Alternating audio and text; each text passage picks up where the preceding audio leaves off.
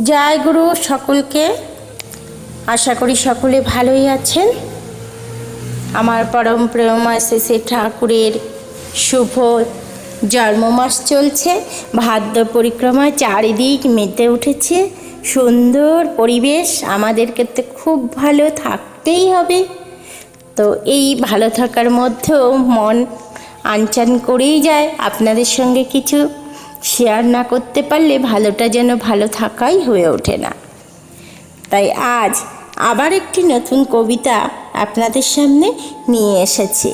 এটা আমাদের শ্রী শ্রী ঠাকুরের জীবনের কিছু ঘটনা। আমরা একই ঘটনাকে বারবার পুনরাবৃত্তি ঘটাই ঠিকই, বারবার শুনি ঠিকই, কিন্তু আমাদের মনে হয় যে আমরা যদি নতুন নতুনভাবে আমাদের ঠাকুরকে চিনি তাহলে আমাদের খুব ভালো লাগবে। তো তাই ভাদ্র মাস চলছে, বিভিন্ন জায়গায় ভাদ্র পরিক্রমা। এই কবিতাটি যাতে ভাদ্র পরিক্রমায় কোনো না কোনো গুরু ভাই নিবেদন করেন বা বোনরা নিবেদন করেন, সেটাই আমার পরম পাওয়া হবে। তো আমার আজকের কবিতা যোগ অবতার। যদা যদা হি ধর্মস্য গ্লানি ভবতি ভারত অভ্যুত্থানমধর্মস্য তদাত্মানং সৃজাম্যহং পরিত্রাণায় সাধূনাং বিনাশায় চ দুষ্কৃতাং ধর্ম সংস্থাপনার্থায় সম্ভবামি যুগে যুগে। যুগে যুগে যখন ধর্মের গ্লানি হয়, অধর্মতা ছেয়ে যায়, তখনই পুরুষোত্তম ভগবানকে মানব রূপে নামতে হয় ধরায়। তেমনই 1295 সালে 30শে ভাদ্র তাল নবমীর ভোরে যোগ অবতার শ্রী শ্রী অনুকূল নেমে এলেন পাবনা জেলার হিমায়তপুরে। চারিদিকে জ্যোতির্ময়, সকলে পাইল ভয়। আগুন লেগেছে বলে শিবচন্দ্র চক্রবর্তীর বাড়িতে ছুটে যায়। সেখানে গিয়ে সবে হয় হতবাক। এ কি দেখছি বলে সবে, করে বাক্যলাপ। একে অন্যকে কহে, দেখো দেখো সবে, এ কেমন শিশু আজ এসেছে এই ভবে। মাথাতে নাই চুল, মুখে শুধু হাসি। শিশুর চারিপাশে ফোটে দিব্য জ্যোতি রাশি রাশি। সে জ্যোতির ছটায় ঘর আলোকিত হয়। আগুন লেগেছে বলে লোকে মিছে ভয় পায়।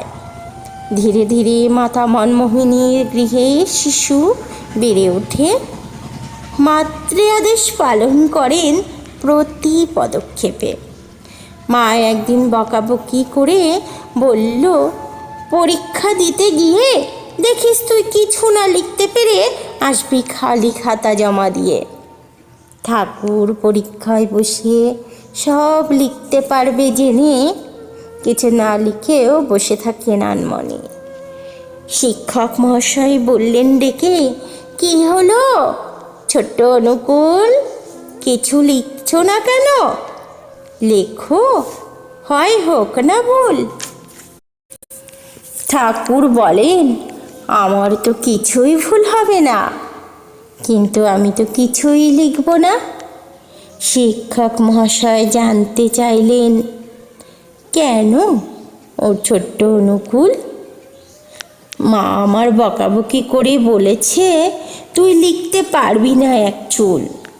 আজ যদি আমি কিছু লিখে ফেলি মিথ্যা হয়ে যাবে যে মায়ের কথাগুলি। তাই আমি পারা সত্ত্বেও কিছুই লিখব না। আমার জীবনে সবার আগে হলো আমার মা। তাই মাতৃবাক্য আমার যে পালন করতেই হবে।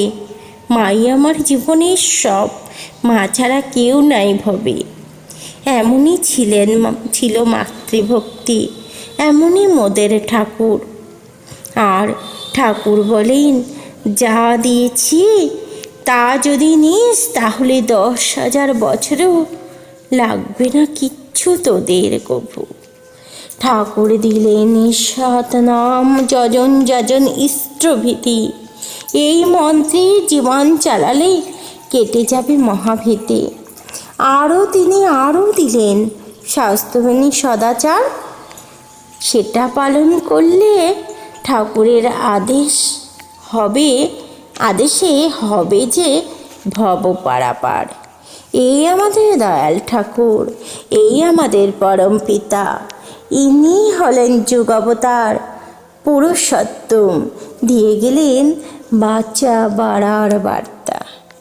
জয় গুরু।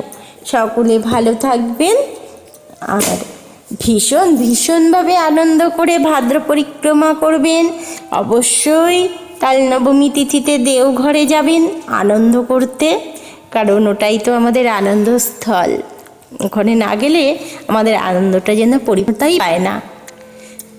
আর আমার কবিতাটি যদি ভালো লাগে আমাকে একটু মনের কোটায় স্মরণ রেখে একটা লাইক করবেন, একটু শেয়ার করবেন, আর চ্যানেলটির কবিতাগুলি যাতে আপনাদের কাছে অনায়াসে পৌঁছে যেতে পারে তাই সাবস্ক্রাইব করে একটু পাশে থাকার অনুরোধ রইল। ধন্যবাদ।